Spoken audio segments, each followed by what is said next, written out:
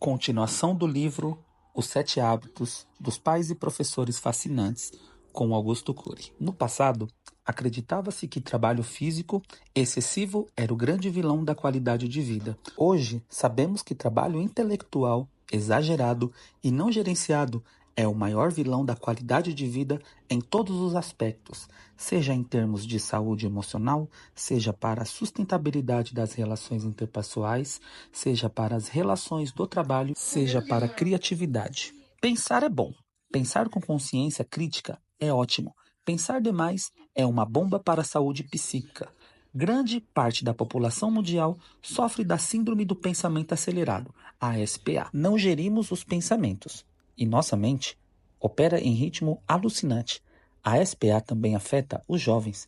Estamos destruindo a infância e a adolescência no mundo todo. Trabalho intelectual escravo. A mente não para de pensar e as pessoas sofrem com os sintomas da SPA, síndrome do pensamento acelerado. Você acorda cansado? Você tem dor de cabeça?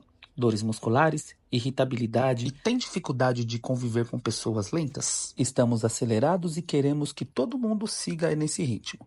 Quando alguém não consegue acompanhar nosso raciocínio, nos estressamos. Mas temos que entender que cada pessoa tem seu ritmo, tem seu modo operante. Outro sintoma da SPA é o déficit de memória e esquecimento. Você já esqueceu onde estacionou o carro? Não procure um médico para esse esquecimento corriqueiro. Sabe por quê? Porque ele também está esquecido. Déficit de memória corriqueiro é reflexo de um cérebro esgotado pela hiperconstrução de pensamentos. Como o eu não exerce a função não cognitiva de gestor da mente humana, o cérebro desliga arquivos, restringe o acesso às janelas da memória e esquecemos de milhares de pequenas coisas durante o dia. O déficit de memória, embora tenha algumas consequências, não é o problema que se imagina. Ele é uma proteção do cérebro quando o eu não assume o papel de líder do teatro da mente humana, de ator principal, de gestor psíquico. O eu representa a vontade consciente, a consciência crítica, a capacidade de escolha. Um eu imaturo não é líder de si mesmo, pois não tem consciência de que deve dar um choque de lucidez em cada pensamento perturbador. Deve desacelerar os pensamentos, deve opor-se às fantasias e preocupações, deve proteger a emoção. Quando o eu não tem consciência de seu papel, ele se torna um mero executor de tarefas. É como dirigir um carro e não entender nada do motor. O eu dirige a mente, mas não entende nada dos seus traumas, dos problemas, dos conflitos. Não sabe que deve dar um choque de lucidez em experiências fóbicas, que deve conversar com seus fantasmas.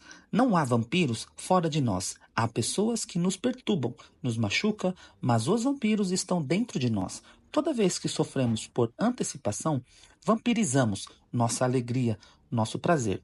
Toda vez que ruminamos o passado e desenvolvemos sentimento de culpa, raiva e vingança, vampirizamos nossa tranquilidade.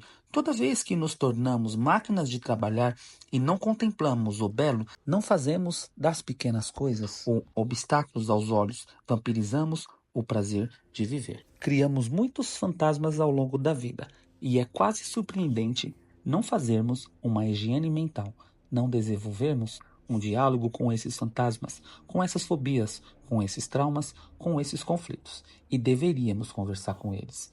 Para executar a higiene mental, crianças, adolescentes, adultos deveriam executar a técnica do DCD todos os dias. DCD significa duvidar, criticar e determinar. A dúvida é o princípio da sabedoria na filosofia. A crítica é o princípio da sabedoria na psicologia. E a determinação estratégica é o princípio da sabedoria na área de recursos humanos. Duvidar do quê? De tudo aquilo que me controla e é doente. Duvidar de falsas crenças de que eu não consigo, de que eu não sou bonito, de que eu não sou inteligente, de que eu não posso encantar as pessoas, de que eu não tenho condições de me reinventar para superar meus problemas. Quantas falsas crenças nós temos? Muitas. Fobias são falsas crenças. O medo de falar em público, por exemplo, é uma fobia social. A pessoa vai começar a falar e tem taquicardia, porque entra numa janela killer, a janela que sequestra o eu e trava o raciocínio. As ideias, a segurança, o pensamento esquemático, a fobia social se tornou uma falsa crença. A pessoa não consegue ter liberdade criativa, ela registra repetidas vezes a experiência traumática, expandindo a janela killer, tornando a um núcleo doente de habitação do eu. Assim, o trauma é retroalimentado.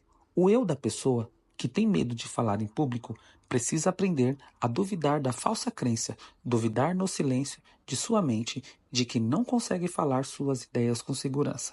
Precisa criticar a insegurança, criticar o medo que sente do que os outros pensam e falam dela. Criticar a necessidade ansiosa de vender a própria paz em função da opinião alheia. Precisa determinar estrategicamente ser forte, segura, protagonista da própria história. Quando uma criança, um adolescente, um adulto faz uma higiene mental diária no silêncio da sua mente, sem ninguém ver, de acordo com a própria capacidade e cultura, mesmo com limitações, registra uma janela de memória light, uma janela saudável, que ilumina e liberta o eu, que traz segurança, criatividade, ousadia. Aí vai reeditando as janelas killer, formando novos bairros no teatro da personalidade. É revolucionário. Em que escola se ensina isso? Em que faculdade de psicologia os alunos são treinados e equipados para prevenir transtornos emocionais? Em que escola se estuda as ferramentas básicas para o eu ser o autor da própria história? Em nenhuma. Estamos no tempo da pedra no que diz respeito à prevenção de transtornos emocionais, ao eu ser o autor da própria história, ao eu reeditar o filme do inconsciente, ao eu dar um choque de lucidez nos fantasmas mentais. Fazemos higiene bucal a cada 4 e 6 horas. Tomamos banho uma vez por dia. Deveríamos fazer a higiene mental da mesma forma. Assim como aprendem matemática, química, física, biologia e geografia, crianças e adolescentes precisam aprender sobre inteligência socioemocional para resgatar a autoestima e a autoconfiança e descaracterizar as falsas crenças. A inteligência socioemocional liberta o imaginário, estimula o ser humano a ser autor da própria história, melhora a concentração, o rendimento intelectual, as ferramentas cognitivas, o potencial para a construção de novas ideias. Infelizmente, isso não tem ocorrido. Se você tem sintomas de síndrome do pensamento acelerado, imagine seus filhos. Você deve conhecer uma criança ou adolescente que fica 5 minutos sem atividades e já reclama: "Não tenho nada para fazer." Você já ouviu essa frase? Isso acontece porque os jovens não sabem ficar sós, não sabem o que fazer com a solidão. A solidão é importante. É um momento em que você se interioriza para produzir, para ir mais longe, para encontrar respostas nunca antes produzidas. Para os jovens, a solidão é um caos. Com a inteligência socioemocional, os jovens podem usar os recursos internos para não ter medo dos medos, para enfrentar suas angústias e conflitos, para escrever capítulos nobres nos momentos mais difíceis da sua história e para dar um choque de lucidez nos fantasmas do medo. Há muitos tipos de medo: medo genérico, medo de cachorro. O cachorro é o melhor amigo do homem, porém, quando criamos um monstro em relação a esse animal, ele se torna o pior inimigo.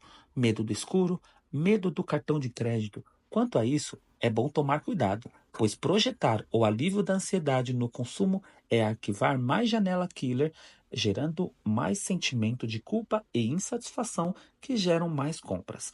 Você conhece algum casal que briga o tempo todo e não se separa? Quase todos nós conhecemos. Não apenas drogas viciam, comportamentos viciam, atritos viciam. Por isso, 80% dos casais perdem o romance nos primeiros 10 anos. Mesmo que não se separem, perdem o afeto, o carinho.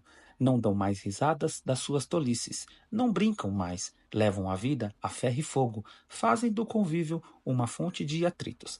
A relação de pais e filhos deveria ser calma, branda. Ao ver o filho errar, o pai deveria falar: "Filho, eu aposto em você." Deveria elogiar primeiro para depois criticar. Mas nós fazemos o contrário no mundo todo. Erramos, traumatizamos, mesmo tentando acertar. Os pais humilham, criticam, apontam o erro, comparam e até sentenciam. Você não tem jeito. Professores fazem o mesmo na sala de aula. Temos que mudar o status das relações interpessoais. Pais e filhos, casais, colegas de trabalho vivem pelo fenômeno bateu-levou, escravos da síndrome do circuito fechado da memória.